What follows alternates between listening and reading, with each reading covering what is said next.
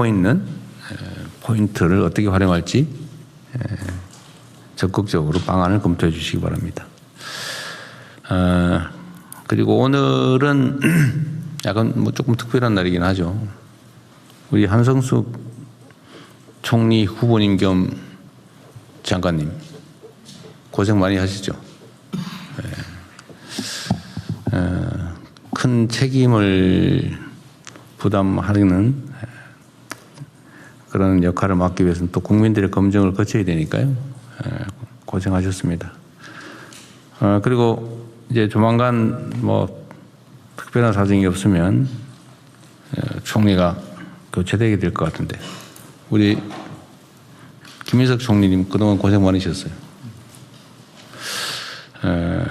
정말로 크게 국정에 도움이 됐고 전체적인 지휘를 너무 잘해 주셨어요. 지금 우리 정부가 만들어낸 여러 성과들이 있는데 그건 역시 이 내각의 우리 국무위원 여러분 포함해서 우리 총리님 역할이 가장 컸다고 생각합니다. 1년 내 이틀이 부족하다 그랬나요? 네. 이틀 남았어요. 이틀 남았어요. 어쨌든 363일 된 남모이군요. 363일간 고생 많으셨습니다. 우리 고생하신 총리님한테 박수 한번 드릴까요?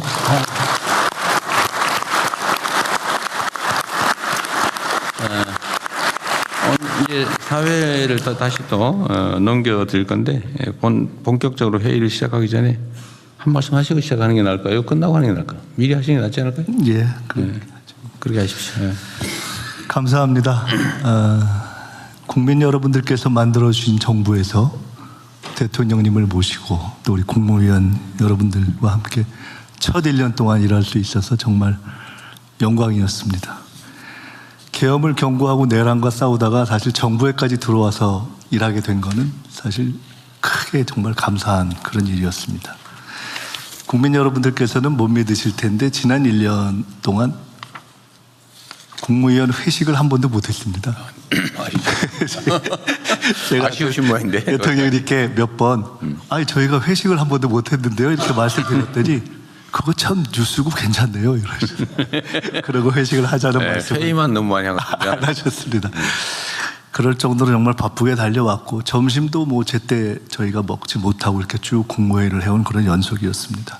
저로서도 참 보람 있는 일들이 많았습니다. 에이펙을 성공적으로 치러내고 글로벌 AI 허브 유치하고 의대생들 복귀, 또 행정부 내란 청산, 자살 감소, 광주 전남 통합에서 어제 우리 대기업들이 대대적인 지방 투자를 결정하는 과정에 이르는 등등의 과정과 성과에 다 큰 보람을 느낍니다.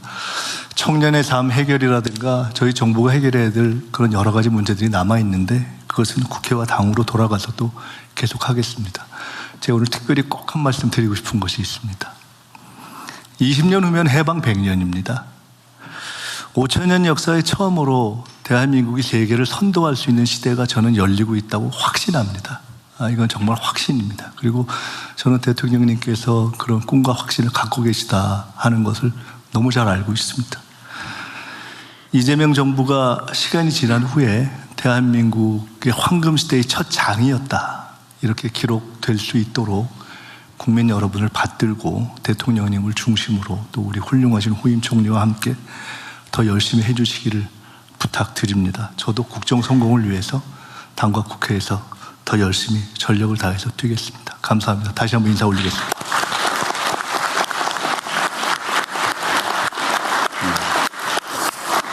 총리께서 뭐 많은 일들을 잘 해내셨는데 제가 높이 평가하고 싶은 특별한 사안이 하나 있습니다. 그게 자살자 감소예요.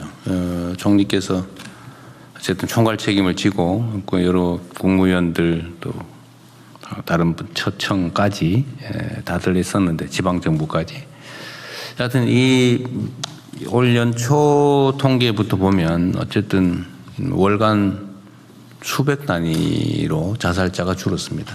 참 자살이란 말 입에 내기가 참 그런데 어쨌든 우리 정부가 목표하는 여러 가지가 있지만 국민의 목숨을 살리는 정부가 되겠다 이런 말씀 가끔 드리는데 연간 15,000명 가까운 자살자들이 생겨나고 있잖아요. 근데 어쨌든 그걸 시스템을 좀 정비하고 관심을 가지고 조금씩 노력한 게 성과가 나고 있는 것 같아요. 수백 명이 목숨을 구했다는 건 매우 의미 있는데 저는 그 점에 대해서도 다시 한번 감사드립니다. 수고하셨어요. 네, 이후 회의는 국무총리께서 진행해 주시겠습니다. 네, 그러면은 우선 현안 토의부터 하겠습니다. 중동 전쟁 관련 비상국정 운영 및 대응 현황에 대해서 재경부 차관님부터 산업부, 금융위, 복지부, 외교부 장관님 순서대로 발제 부탁드립니다. 오늘은 전심때 이전에 한번 끝내보도록 마지막 회의인데 네. 주재한 총리의 책임도 적지 않습니다. 지금. 알고 보니까 다 제 잘못이었습니다. 네, 오늘은 가급적 예, 전 시간 전에 대통령님 한 말씀 해도 될까요? 말씀을 하십시오. 오늘은 뭐 특별한 날이니까요. 예. 어제는 우리 사회 경제사적으로 역사적인 날이었다고 생각합니다. 40년 전 6.29는 민중의 힘으로 민주주의를 쟁취한 날이었고 어제는 6.29 대한민국을 초격차 강국으로 세우겠다는 그런 역사적인 선언을 한 날입니다. 특히 인상 깊었던 것은 대통령님의 90도 큰절입니다. 그것은 기업 대표에 대한 큰절이자 고생한 국민에 대한 큰절이었다고 생각합니다. 우리 대통령님과 국민을 위해 박수 한번 크게 보내주시기 바랍니다. 오늘은 완전히 뭐 서로 칭찬하는 모드인가 봐요. 어제 발표를 통해서 그동안 소외된 지역과 지방에 대한 축복이었고 또 대한민국에 대한 축복이었다고 생각합니다. 눈 떠보니까 선진국이다 그런 놀라움에 더해서 이제 벼락치듯이 다가온 HBM 반도체 초강국이라는 현실은 역사의 신이 우리에게 준 축복이다, 선물이다 이렇게 생각합니다. 어제 한 참석자 그 제안대로 이 반도체 초강국의 경쟁력을 바탕으로 이제 AI 공장 수출 국가, 피지컬 AI 다크 팩토리 수출 국가로 가자 하는 그런 비전 제안을 했는데요. 그것이 사실은 이재명 정부가 들어서면서 작년 6월부터 착착 전북과 경남을 중심으로 피지컬 AI 선도 프로젝트 1등 만들기 선도 프로젝트가 착착 진행되고 있다 하는 말씀도 덧붙이고 싶습니다. 다시 한번 대통령님의 결단 그리고 우리 국민들 기업들께 감사드립니다. 감사합니다. 이게 아마도 전북은 좀 더 신경 써라 이런 취지로 좀 들리는데 바로 뭐 그런 뜻도 있습니다. 어쨌든 어제 그 정책 발표 때문에 뭐 잘된 데는 또 잘된 데대로 그러겠지만 또 약간 소외됐다고 생각되는 지역은 또 좀 섭섭할 수 있을 것 같아요. 이제 그 문제는 우리가 또 추가적인 대책을 통해서 보완해 나갈 생각입니다.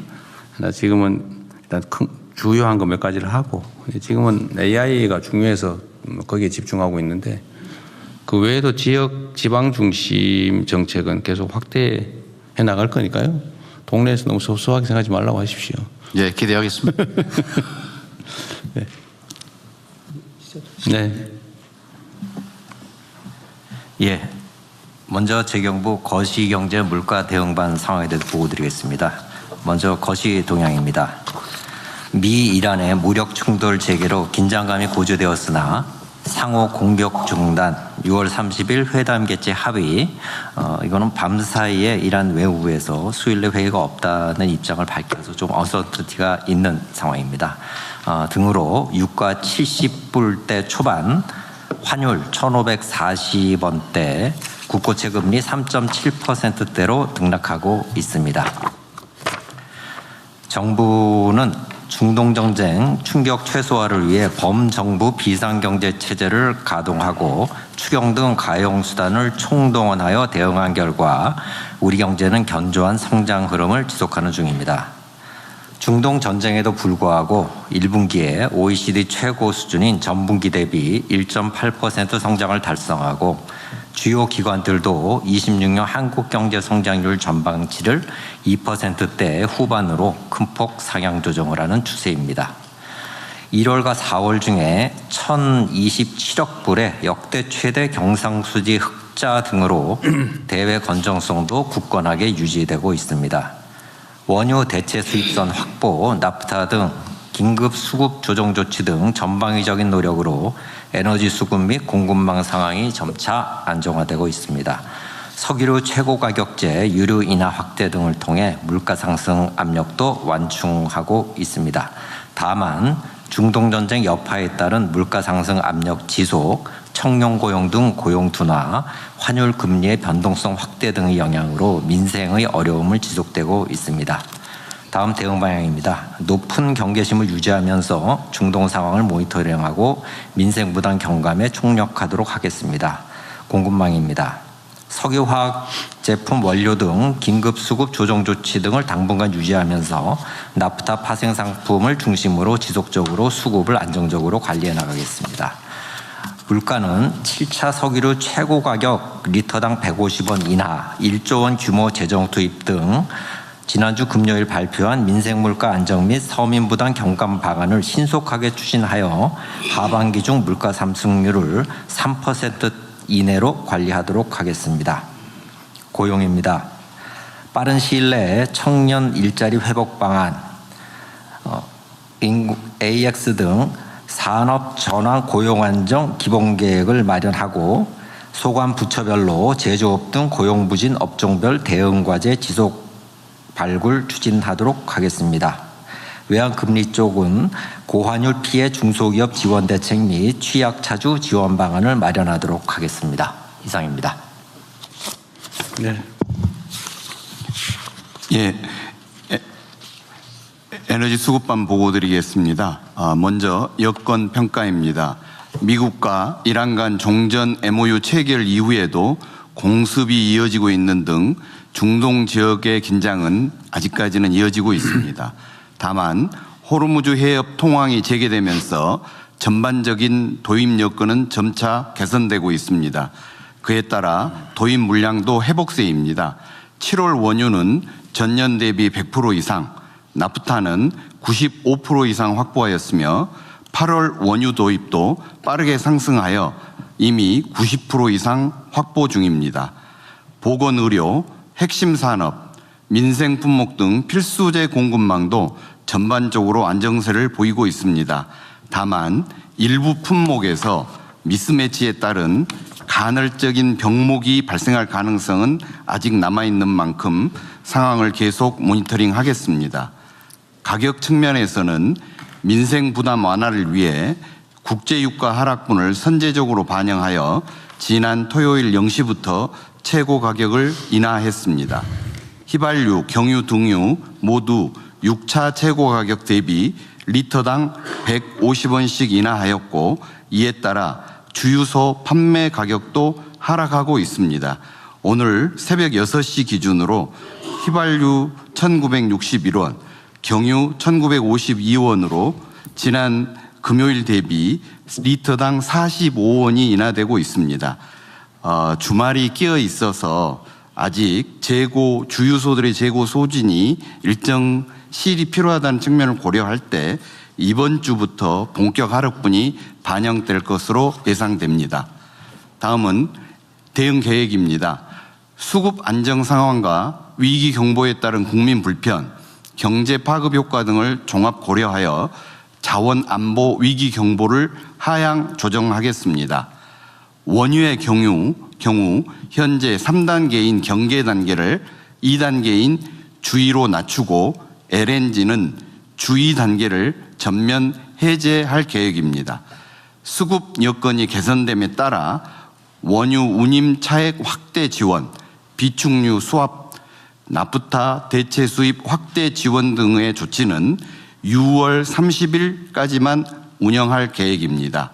이 경우 남게 되는 중동 위기에 따른 완정화 조치로는 납부타 석화제품 수급 조치하고 최고 가격제만 남게 됩니다. 수급 회복세에도 불구하고 특정 품목의 간헐적인 공급망 병목 가능성은 아직 남아 있어서 납부타와 석화제품 수급 조치는 7월 이후에도 일단 지속하겠습니다.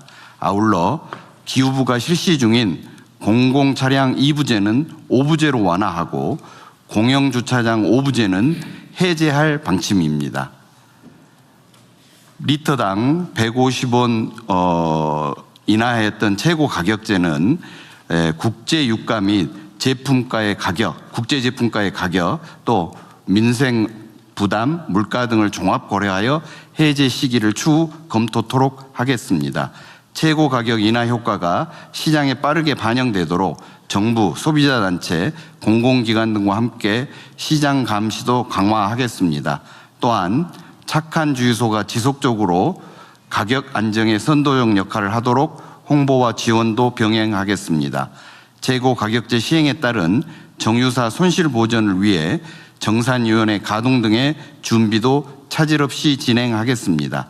마지막으로 이번 중동 위기를 계기로 확인된 자원 공급망 취약점을 근본적으로 보완해 나가겠습니다. 말씀해 주신 도입선 다변화, 비축 역량 강화, 글로벌 자원 협력 확대 등 산업 자원 안보 강화를 위한 중장기 과제를 민간이 힘을 합쳐 조속히 추진하겠습니다. 이상입니다. 제가 뭐 하나 물어볼게요. 지금 원유 도입은 7월은 100%, 8월도 뭐 90% 이상 이렇게 얘기를 하시는데 물량은 다 확보된다 그 말이잖아요. 그렇습니다. 일단 가격은 꽤 높은 상태에서 떨어지고 있는 중이고 그렇습니다. 시간이 필요하다는 거고. 근데 하나 제가 궁금한 거는 지금 호르무즈 해협이 여전히 사실상 봉쇄되어 있잖아요. 예. 예를 들면 뭐 탈출하는 수준이지 자유롭게 통항은 못하는 상황인데 호르무즈 해협이 이렇게 사실상 봉쇄된 상태에서도 원유 공급이 정상화되고 있다는 것은 뭐 대체 수입선을 확보한 거라서 그런 건가요? 아니면 어떻게 가능하죠? 뭐 호르무즈 해협이 지금처럼 계속 봉쇄돼 있더라도 그럼 앞으로 원유 도입에는 문제가 없는 거예요? 예, 우선 중동과 비중동산으로 말씀드릴 수 있을 것 같은데 중동에서도 호르무즈를 거치지 않는 대체 원유 도입이 특히 사우디아라비아의 얀보항하고 또 UAE의 푸자이라 항을 통한 원유 공급이 완벽하게 증가를 하였습니다. 아, 그래요? 예. 그리고 또 하나는 조치해 주신 원유 도입선 다변화 지원 조치로 인해서 거기에 더해서 정유사하고 수합을 했던 제도까지 엮여지다 보니 미국산을 중심으로 한 비중동산 원유 수입들이 확실히 확대되었습니다. 그래서 이러한 효과가 나타나고 있습니다. 그렇군요. 그러면 지금 전에 중동 호르무즈 해협 의존도가 우리가 75% 정도라고 얘기했던 것 같은데 70% 정도였어요. 네, 지금은 어때요? 그럼 확 줄었겠네요? 중동 호르무즈 해협, 나오는 것은 호협을 통과해야 되는 의존도. 예, 중동으로만 따지면은 한 50% 정도로 낮아져 있습니다. 아, 그래요? 어쨌든 그건 홍해 쪽인가요? 어쨌든 그렇습니다. 그쪽으로 빠져나와서 대체했고 사우디 수입은 예, 푸자이라 항으로 해협 바깥에서 그렇습니다. UAE 원유로 공급받고 있다. 예. 그 푸자이라 항은 지금 좀 설비 한계가 있는 모양이던데 그 계속 증설하고 있다는 거죠. 증설을 계획을 하고 있습니다. 증설 계획 중이라고요? 예. 알겠습니다. 앞으로 그러면 이 해협의 그 봉쇄나 이런 것들에 따른 구조적 위험은 많이 완화됐다고 봐야 되겠네요. 예, 그렇습니다. 다행이네요. 어쨌든 이거 다시 원상복구되지 않도록 대책은 계속 확고하게 만들어 주시고요. 이거 차량 2부제에서 5부제로 한다는데 사실 우리 공직자들이 너무 가혹하게 희생한 측면이 있지 않나요? 2부제면은 홀짝제를 했다는 얘기인데. 그렇습니다. 반은 못 탔다는 얘기인데 5부제로 하면 5일 중에 4일 하루, 5일 중에 하루 이렇게 되는 건가요? 근무 기준으로 일주일에 한 번. 근데 이거 5부제나 10부제나 아니면 이제 해제하는 거나 그렇게 차이가 커요? 이게 약간 이게 지금 어쨌든 완화돼서 정상화돼가는 과정인데 우리가 위기 상황에서 공직자들이 모범을 보이려고 우리도 좀 선제적으로 하는 거잖아요. 근데 해제되는 과정도 이렇게 꼭 이렇게 단계적으로 해야 되나요? 그 지금 해도 별로 지장 없는 거 아니에요? 다 풀어줘도? 소비에 미치는 영향 쪽으로만 따지면 오부제가 하지 않는다 하더라도 크게 문제가 되거든요. 그러니까 내가 보면 그럴 것 같아요. 이게 이제 우리가 국민들께 앞으로 이렇게 소비를 줄이기 위해서 차량 10부제, 뭐 5부제 뭐 이렇게 해야 됩니다. 우리가 먼저 공직자들이 하겠습니다. 이렇게 한 건데 이건 이제 시범 보일 필요가 없잖아. 지금은 이제 완화되는 때는. 예, 저희 공직자들이 차마 아예 없애겠습니다. 그 말씀을 드리지를 못해서. 그런 것 같아요. 예. 네, 대통령 그게 기후부에서 하는데 말씀대로 연료 소비량은 좀 뭐 그렇게 크지 않더라도 네. 아직도 이 에너지가 완전 해소가 안 됐기 때문에 네. 공공이 먼저 좀 모범을 보인다는 차원에서 조금 아직 아니 그러니까 이게 오부제적으로. 이제 뭐 이런 제재를 하잖아요. 제재하는데 좀 힘드니까 우리가 먼저 하겠습니다. 이거 좋은데 이제 국민들은 다 풀어드렸는데 거기 우리는 아주 여전히 희생하고 있습니다. 이럴 필요가 있나 이 말이죠, 내 말이. 이게 실효가 있냐 이 말이에요. 대통령 이게 뭐 관료제 그냥 매뉴얼입니다. 정책시장 이쪽에 있습니다. 그러니까 관료제 매뉴얼인데요. 네. 대통령 정하신 대로 하셔도 됩니다. 예. 아니 이게 약간 고식적인 것 같아서. 예, 그렇게 지금 단계를 쭉 해서 올렸기 때문에 내릴 때도 한꺼번에 안 되는 건데요. 네. 전체적인 판단이나 이 에너지 수급이나 이런 데서는 별 아무 실효성이 없는. 영향을 미치는 게 거의 없습니다. 이거 그냥 이거 다 풀어주는 걸 하시죠. 예, 그렇게 하겠습니다. 왜냐하면 이거 악화되면 모르겠는데 완화되는데도 굳이 이럴 필요 있나 싶은데 이 차량 2부제, 5부제 때문에 공직자들 그 편법 쓰다가 지금 고위공직자 몇 사람이 지금 문제가 됐잖아요. 날아갔잖아요. 뭐가 잘못한 건데 정했으면 따라야 되지만 규제란 꼭 필요한 경우에로 한정해야죠. 이것도 그냥 풀어줘도 문제 없으면 예, 그렇게 하겠습니다. 하십시오. 네. 금융위. 네, 금융위원장입니다. 금융안정반 내용 보여드리겠습니다. 먼저 국내 금융시장 동향입니다. 주식시장의 경우 코스피는 국내 기업 실적 전망 개선에도 불구하고 글로벌 시장에서 반도체, AI 모멘텀 관련 기대와 불확실성이 교차하면서 지난주 이후 등락을 반복하는 모습입니다. 채권시장은 유가 하락 흐름에 연동되면서 금리도 하락하였으나 글로벌 기준금리 인상 경계감 영향으로 하락폭은 다소 제한적입니다. 금융부문 대응 현황 보여드리겠습니다. 민생 실물경제 지원을 위한 정책금융 지원 프로그램 12조 원이 집행되었으며 은행권 중심으로 피해기업 등 대상 39조 원이 지원되었고 업권별 상생금융 노력이 지속 추진 중입니다. 석화기업 나프타 수입 지원 관련해서 세 번째 사례인 대한유화에 대한 신용장 한도를 6천만 불 상향합니다. 민생 실물 부분의 긴급한 자금 수요 지원과 이자 부담 완화 노력도 지속하고 있습니다. 구체적으로는 중저신용자 자금애로 해소를 위한 중저신용자 전용 중금리 생활안정자금 대출 상품이 6개 저축은행을 시작으로 6월 29일 출시되었고 은행 대출금리에 법적 비용을 반영하지 못하도록 하는 제도가 7월 1일부터 시행이 됩니다. 그리고 신보에서 중소기업을 위한 PCBO 발행을 직접 발행 방식을 통해서 수수료를 절감하여 기업의 비용 부담을 완화하겠습니다.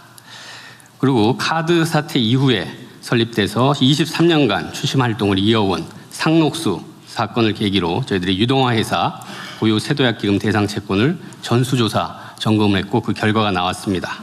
그래서 그 결과를 토대로 관련 회사들과 협의해서 45개사가 1조 원 규모의 채권을 세도약기금에 매각하기로 결정을 했습니다. 이 결과 그동안 힘드셨던 10.8만 명의 분들이 추심의 고통에서 벗어나서 정상적인 경제활동 복귀가 가능할 것으로 기대합니다. 밑에 박스를 보시면 청년 미래적금이 출시 5일 만에 신청 인원이 115만 명을 돌파했습니다. 이건 지난주까지의 실적이고요. 어제 39만 명이 추가로 신청해서 누적으로는 153만 명의 청년들이 신청을 해서 호응이 굉장히 높습니다. 이번 주부터는 출생연도 끝자리 5부제가 해제돼서 출생연도에 관계없이 어느 요일에나 누구나 가입하실 수 있습니다. 그리고 지난주 국무회의 때 대통령님께서 정리해 주신 것처럼 가입 요건을 충족하는 청년들 모두가 선착순, 예산 제약 이런 제한 없이 모두 지원받을 수 있다는 점을 명확히 말씀드리겠습니다. 그리고 금융 시스템 안정을 위한 채권 자금시장 안정 프로그램 7.4조 원이 원활히 집행되고 있습니다. 이상 보고 마치겠습니다. 이 청년 미래 적금은 원래 예정된 그 예상 가입자 예산으로 준비한 게 몇 명이라고 그랬죠? 320만 명. 320만 명. 그 넘어도 다 한다는 것이고요. 이게 어쨌든 최소한의 신청만 하면 현실적으로는 한 450만 원 가까이 사실상 지원을 받을 수 있는 거잖아요. 그죠? 네. 우리 청년들 되게 어려운 상황인데 이번 기회 놓치지 말고 잘 활용하면 좋겠고요. 전에 어쨌든 저는 이 장기 연체 채권 실효성은 없으면서 개인들한테 가혹하게 그 평생 족쇄로 작용하는 이걸 없애야 된다, 최소화해야 된다라는 생각을 갖고 있는데 얼마 전에 서울신문이 보도해서 새로 이 정리를 하기로 했던 게 뭐였죠? 캠코입니다. 캠코. 아. 네, 그러니까 공공기관들도 갖고 있는데 그런 부분도 저희들이 정리해봤더니 약간 소극적인 부분들이 있어서 그런 부분도 적극적으로 기준 세워서 다 그렇게 하고 있습니다. 캠코 공적 영역이 가지고 있는 장기 연체 채권들은 사실 사각지대처럼 숨어 있었던 건데 그것도 해소를 할 거죠? 네, 그렇습니다. 네. 근데 그건 오늘 여기 얘기가 없는 것 같아요. 아, 그거는 이제 별도로 또 저희들이 공공기관 대상으로 해서는 저희들이 방안을 마련해서 발표를 할 예정입니다. 네. 어쨌든 그것도 잠시 관심 계속 유지해 주면 좋겠습니다. 네. 민생복지반 보고 드리겠습니다. 생계위기 및 의료제품 수급 동향입니다. 생계위기 및 의료제품 수급 동향 생계위기 상담 긴급복지 신청 건수는 최근 16주간 유의미하게 증가하는 동향은 없습니다. 의료기관의 주요 의료제품에 대한 재고 현황 조사 결과 의료제품 수급 상황은 중동전쟁 이전으로 회복되는 중입니다. 대응 방안입니다. 몰라서 복지 서비스를 못 받는 국민이 없도록 받을 가능성이 있는 복지 서비스를 주기적으로 찾아서 안내하는 복지 멤버십의 정기 안내를 새로 도입하여 시행하고 있습니다. 소득 재산을 연 2회 정기적으로 조사 판정해서 생활지원, 취업지원 등 총 163종의 사업에 대해서 수급 가능성이 있는 사업을 알려드리는 제도입니다. 이번 정기 안내에서는 53만 가구에게 79만 건의 서비스를 안내합니다. 안내를 받은 국민은 읍면동 주민센터나 복지로 포털 등을 통해서 해당 서비스를 신청할 수 있고 조사 절차를 거쳐서 지원 여부가 결정됩니다. 위기가구 발굴 및 지원 등 연계도 지속하고 있습니다. 6월 4주 기준으로 복지 위기가구 24만여 명에 대한 조사를 해서 13만 7천 명에 대한 지원을 하였습니다. 일자리 전담반 등 관계부처 회의를 통해 청년 일자리 보완 과제 그리고 업종별 고용 동향 및 대응 방향을 점검하고 있습니다. 이를 토대로 청년 일자리 회복 방안 등 부문별 대응 방안을 순차적으로 추진하겠습니다. 장애 학생들의 교육 격차를 해소하기 위해서 교구 구입 그리고 특수학교의 환경 개선, 방과 후 학교 통학비 지원 등의 사업도 확대 추진 중에 있습니다. 이상 보고를 마치겠습니다. 네, 수고하셨고요. 그 복지부, 그러니까 제가 아까 잠깐 말씀드렸는데 우리가 이제 국민들 중에 소위 천수를 못 누리는 경우가 여러 유형이 있잖아요. 제가 오늘 노동부 장관님 스트레스 확 쌓이죠, 갑자기. 최근에 추락사고 계속 늘고 있어요. 네, 주말에 2건이 발생했습니다. 네. 산재 사망이 계속 늘어나고 있는데 그 포함해서 지금 이런 좀 사망 유형, 그러니까 자살, 산재 사고, 교통사고, 이건 일종의 과실인데 이제 범죄로 인한 살인 피해, 되게 이런, 그다음에 이제 재난 사고, 그다음에 여름 물놀이 같은 이런 우발적 사고 이런 것들이 쭉 있을 텐데 제가 이 각 유형별로 사망 피해자의 숫자 변동 추이를 좀 조사를 좀 하라고 지금 제가 청와대에 지시를 해놨는데, 일단 경찰청 혹시 나오셨어요? 예. 요새 교통사고 사망자 추이는 좀 어때요? 교통사고 24년에서 25년도에 조금 늘었는데요. 금년도에는 작년에 비해서 조금 감소 추세입니다.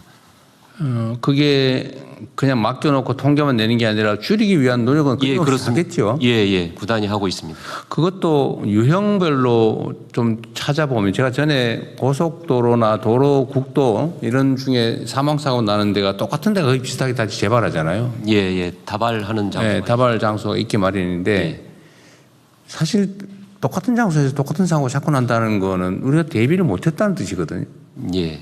일본에 뭐 커브가 심하다든지, 그러면 과속 못하게 하여튼 영안되면 과속 방지턱이라도 만들고, 옛날에 그 가짜 경찰도 세워놓고 막 그랬는데, 아니면 실제 단속을 하든지, 예, 저희가 뭐 이렇게 해서라도 줄여야 되는데, 예, 그런 노력을 계속하고 있습니다.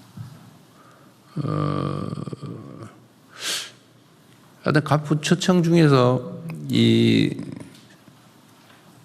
총리께서 그만두시니까 이제 저쪽에다 거의 총리한테 말씀을 드려야 될 것 같아요.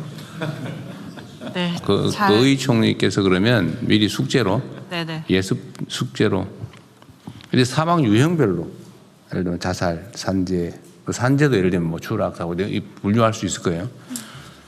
그 다음에 왜 발생하는지도 분석하고, 그걸 각 부처청에서 각별히 관리를 좀 해주세요.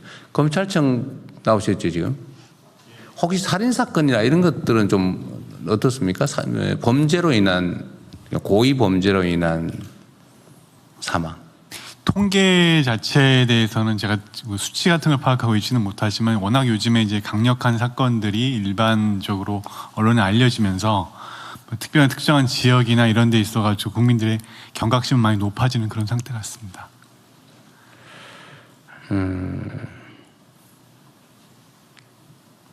사실은 이제 예를 들면 고독사나 이런 것도 그 방치된 그 사망 있잖아요. 예를 들면 뭐 며칠 있다가 발견이 됐다 뭐 그런 거, 복지부 장관님. 그런 그 유형들도 혹시 요즘 좀 보도나는 건 좀 없던데 실제로는 좀 어떤가 싶은데. 고독사 통계가 25년에는 한 3,900명, 4,000명이 좀 안 되게 보고는 되고 있습니다. 네, 그 사망했는데 방치돼 있는. 네, 혼자 있다 사망한 사망했으니까. 경우입니다. 네, 방치 사례도 일부 있지만 혼자 있다 사망하면 시간이 문제, 어쨌든 잠시라도 방치되는 거예요. 네, 그럴 수 있습니다. 그런 사례들도 어쨌든 뭐 그거는 이게 편수를 못 늘리는 건 아닌데. 네. 하여튼 그런 것도 한번 검토를 해보고, 어쨌든 사망자를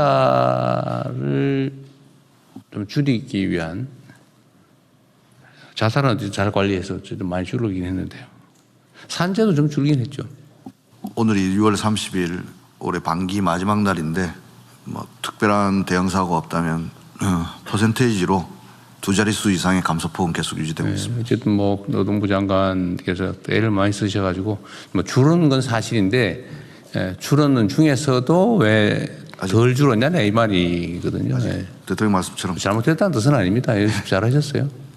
더 열심히 하겠습니다. 대통령님 뭐 짧지만 2주 동안 이제 관련 부처 이야기들을 들으면서 든 생각은, 이제 자살 관련돼서 저희가 굉장히 오랫동안 잘 대책을 만들고 또 여러 부처들이 협업을 해서 이 원인을 분석하는 걸 좀 굉장히 전 잘했다고 생각합니다. 물론 청소년이나 청년 부분들은 더 봐야 되는데요. 지금 말씀 주신 것처럼 각 유형들의 좀 데이터를 보고, 사람의 목숨 관련해서 데이터를 말씀드리는 게 좀 죄송하긴 하지만 또 한편으로 본다면 이 유형과 그리고 어느 시기에 왜 많은지, 그리고 어느 지역에서 많이 나는지를 좀 다 보고 있습니다. 이 자살 같은 경우는. 그래서 이런 부분들의 유형을 다 모으고 각 부처들의 데이터를 모아서, 저는 이거야말로 정말 데이터랑 AI 넣고 유형 분석해서 제대로 저희가 좀 들어가야 될 그런 부분이라고 생각합니다. 그래서 기술이 사람을 목숨을 살리는데 도움이 되는 굉장히 중요한 프로젝트라는 생각이 듭니다. 그러니까 이게 뭐 범죄든 뭐 어쨌든 과실이든 자살이든 아니 우발적인 뭐 재난 사고든 이게 사실 우리가 대비하는 데 따라서 많이 줄일 수 있거든요. 그래도 사실 마음 안 쓰고 방치해 놓으면 확 늘어난다고요. 그 전에 총리께서 말씀하셨지만 자살 문제의 최고 책임자가 관심을 갖고 있느냐 여부에 따라서 확 줄어든다고 그때 뭐 그렇게 보고 있잖아요. 그러니까 실제로 우리가 관심 갖고 지켜보고 또 예를 들면 희망을 얘기하고 우리 사회가 좀 더 나아지겠다 싶으면 절망이 줄어들면 자살이 줄어드는 거잖아요. 그래서 우리의 좀 이렇게 의도적인 노력에 따라 충분히 사람들의 목숨을 얼마든지 구할 수 있는 것 같아요. 근데 우리가 예를 들면 방임을 해가지고 무관심해서 살 사람이 죽는다 그런 일은 최소화해야 되겠죠. 어쨌든 요거는 좀 각별히 한번 챙겨봐 주세요. 우리 청와대에서 챙기고 있긴 한데 각 부처가 요구 해야 될 일이니까요. 네, 그러겠습니다. 네. 네, 다음 해외 상황관리관 보고 드리겠습니다. 미국과 이란 간의 협상은 최근에 다시 무력 충돌이 벌어짐에 따라서 당초 예정되어 있던 핵 문제 관련 후속 실무 협상이 지연되고 있습니다. 다만 양측이 오늘 카타르에서 그 회담을 개최한다고 하니까 지켜봐야 되겠습니다. 이 항의 에너지 관련 공급망 관련해서는 대통령님께서 모두에 강조하신 대로 장기적 대응 체제를 만드는 것이 매우 중요하다고 생각이 됩니다. 외교부는 중동 정세가 안정화되면서 기존의 중동 산유국과의 에너지 협력을 조속히 회복 또 재개할 수 있도록 준비하는 한편 중장기적으로 공급망 다변화하는 노력도 병행해 나가겠습니다. 이상입니다. 네. 어쨌든 외교부도 고생 많으셨습니다. 그리고 총리님, 제가 1년 동안 회식도 한 번 못했다고 그래서 그래도 밥은 한 끼 드리려고 내가 지금 준비하라고 했거든요. 근데 이게 지금 인원수 때문에 오늘은 국무위원들까지만 숫자를 좀 제한해가지고 점심 준비했다고 하니까 생색은 내고 가십시오. 감사합니다. 비상경제 관련해서 한 말씀 이제 마무리됐는데 드리겠습니다. 사실 중동 전쟁 발발 이후에 대통령님께서 매우 신속하게 체제를 갖춰주셔서 저희들이 그 국제적으로 비교해보다 상당히 잘 대처를 한 것 같습니다. 최고 가격제, 매점 매석 금지, 공급망 다변화, 전쟁 추경 편성, 피해 지원금 다 저희들이 다방면적으로 대처가 잘 된 것 같습니다. 또 그런 점에서 국민 여러분들께서도 협조해 주셔서 대단히 감사드리고요. 근데 이제 앞으로 남아 있는 과제들이 물가 안정이라든가 공급망 개선 등등 있긴 합니다만은 어제 발표된 과제를 중심으로 해서 대통령님이 또 미래지향적인 또 큰 과제들을 집중력을 갖고 좀 집중해 가셔야 되기 때문에 중동 전쟁의 국면이 한 단계 변하는 상황이어서 이후로는 이제 오늘 이후로는 이제 회의를 대통령님 주재하시는 회의보다는 비상경제는 총리와 내각 중심으로 하는 회의로 전환시키고 이렇게 가는 것이 좋을 것 같습니다. 네, 그렇게 그래도 될 것 같아요. 네, 그렇게 하는 것이 좋을 것 같다는 말씀을 드립니다. 자, 그러면은 다음은 부처보고로 넘어가겠습니다. 의뢰 협상력 강화를 위한 제도 개편 방안을 공정거래위원장 중소벤처기업부 장관님께서 순서대로 보고해 주십시오. 예, 본안건은 중소벤처기업부, 고용노동부 등 관계부처와 함께 마련한 것으로 중소기업, 소상공인 등 경제적 약자들이 연합해서 대기업 혹은 중견기업과 대등하게 협상할 수 있도록 공정거래법을 개편하는 것입니다. 공정거래법상 금지된 공동행위의 예외를 인정하는 것이 법 개정의 주된 내용입니다. 단체 협상은 허용하되 부작용을 최소화하도록 민관 합동 TF를 구성해서 논의해 왔었고요. 이해관계자의 의견을 폭넓게 수렴했습니다. 우선 중소기업 소상공인 단체 협상 허용 방안을 말씀드리겠습니다. 국내 사업자의 98.2%를 차지하는 소기업과 소상공인들만 참여하는 단체 협상의 경우 공정위에 통지만 하면 심사 없이 담합 규정의 적용을 면제할 것입니다. 협상 상대방은 대기업과 중견기업이고 공정위의 통지 즉시 5년간 효력이 인정됩니다. 소비자 이익에 현저한 침해가 발생할 경우에는 향후 금지 명령을 내릴 수 있도록 했습니다. 다음 페이지에 소기업보다 규모가 큰 중기업이 포함되는 단체 협상의 경우 소기업에 비해서 시장에 미치는 영향이 크기 때문에 거래상 지위와 관련된 최소한의 신고 요건을 추가했습니다. 그리고 신고 수리 후 3년